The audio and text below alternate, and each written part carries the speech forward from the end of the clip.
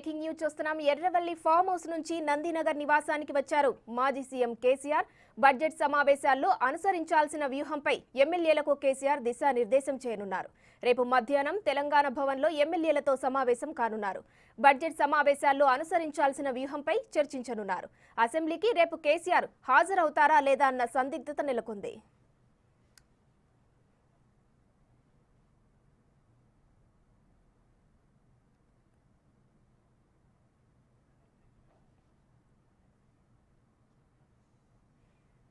Right, ఇదే అంశంపై మరిన్ని డీటెయిల్స్ మా ప్రతినిధి సైదులు అందిస్తారు. లైవ్ లో సైదులు, చెప్పండి, రేపు జరగబోయే అసెంబ్లీ సమావేశాలకు మరి కేసీఆర్ హాజరవుతారా లేదా అనే సందిగ్ధమైతే నెలకొంది.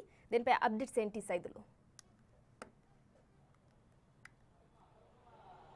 ఉమశ్రీ, రేపు అసెంబ్లీ బడ్జెట్ సమావేశాలకు కేసీఆర్ హాజరవుతారా లేదా అనేది కూడా కొంత సందిగ్ధత నెలకొందని చెప్పవచ్చు. ఎందుకంటే ఈరోజు ఎర్రవల్లి ఫామ్ హౌస్ నుండి సాయంత్రం 6 గంటలకు హైదరాబాద్లో ఉన్నటువంటి బంజారాహిల్స్లో ఉన్నటువంటి నందినగర్ నివాసానికి కేసీఆర్ వచ్చారు. అయితే రేపు మధ్యాహ్నం 1 గంట సమయంలో తెలంగాణ భవన్లో ఉన్నటువంటి ఎమ్మెల్యేలతోటి కేసీఆర్ సమావేశం కాబోతున్నారు.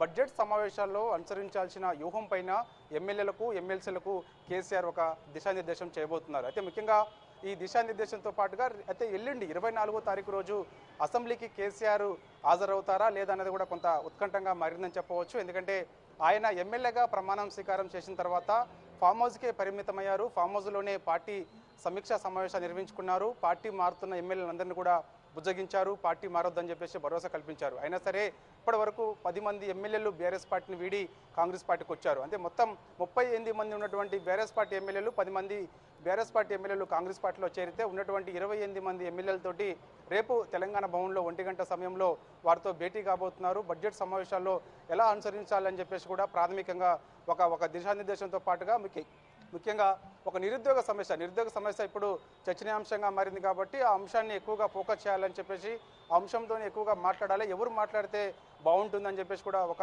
దిశానిర్దేశం అయితే చేయబోతున్నారు ఎమ్మెల్యేలకు. అయితే ముఖ్యంగా హరీష్ రావుకి ఆ బాధ్యత ఒప్పగించే పనిలో కేసీఆర్ ఉంటారు కూడా తెలుస్తుంది. ప్రస్తుతం ఇక కేటీఆర్ కూడా ఢిల్లీలో ఉన్నారు. ఈరోజు రాత్రి కేటీఆర్ ఢిల్లీ నుంచి హైదరాబాద్కు రాబోతున్నారు. రేపు బడ్జెట్ సమావేశాలకు కేటీఆర్ కూడా హాజరు కాబోతున్నారు. అయితే ఏదేమైనా సరే ఉన్నటువంటి ఎమ్మెల్యేలు ఎవరైతే పార్టీ మారారో 10 మంది పార్టీ మారిన ఎమ్మెల్యేలపై ఖచ్చితంగా పార్టీ ఫిరాయింపులకు చట్టం సంబంధించి స్పీకర్ చర్యలు తీసుకోవాలని గతంలోనే ఇటు బీఆర్ఎస్ పార్టీ కూడా ఫిర్యాదు చేసింది కాబట్టి మరోసారి దానిపైన కూడా వాకౌట్ చేసే అవకాశం అయితే బీఆర్ఎస్ పార్టీ ఒక వ్యూహం అడుగులు ఆ విధంగా చేసేందుకు ప్రణాళిక రచిస్తుందని చెప్పవచ్చు. దానిగా ఉన్నటువంటి ఎమ్మెల్యేలు ఎవరైతే 28 మంది ఉన్నారో వారితో పాటుగా ఎమ్మెల్సీలు కూడా శాసన మండలిలో అనుసరించాల్సిన వ్యూహం పైన ఇటు కేసీఆర్ ఎలా ఉండాలి ఏంటి అనేది కూడా వాళ్ళకి కూడా ఒక దిశానిర్దేశం చేయబోతున్నారు. ఇక రేపు అసెంబ్లీ సమావేశం కాబోతుంది. ఇక ఇటీవల చూసాం మనము రోడ్డు ప్రమాదంలో అకాల మరణం పొందినటువంటి కంటోన్మెంట్ ఎమ్మెల్యే లాస్య నందిత సంబంధించి సంతాప సమావేశం ఉండబోతుంది. సంతాప సమావేశం తర్వాత రేపు బీఏసీ సమావేశం కూడా ఉండబోతుంది. అయితే ఈ బీఏసీ సమావేశానికి ఎవరు హాజరవుతారనేది కూడా మనకి కొంత